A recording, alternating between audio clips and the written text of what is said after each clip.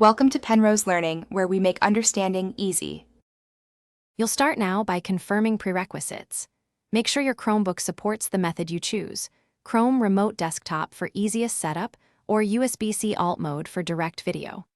Once done, install Chrome Remote Desktop Host on your PC and sign into the same Google account on both devices.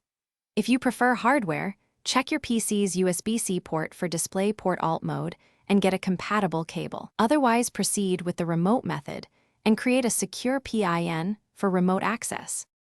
Now you set up the actual link.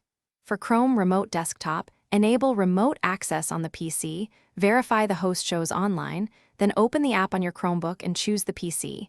Enter the PIN to connect. Once connected, adjust display scaling and resolution in the PC settings to match the Chromebook screen. If using USB-C, plug in the cable, and when prompted on Chromebook, select External Display Mode. Make sure the cable supports video and your PC outputs via the chosen port. To finish, optimize the display. Set a matching resolution, lower frame rate if laggy, and adjust power settings to prevent sleep. Make sure you secure the session with a strong PIN and sign out or disable remote access when finished. If things go wrong, try one key troubleshooting tip. Verify the network and permissions first. Confirm the PC's firewall allows Chrome Remote Desktop. Update GPU/display drivers. And if using USB-C, check cable quality and port compatibility.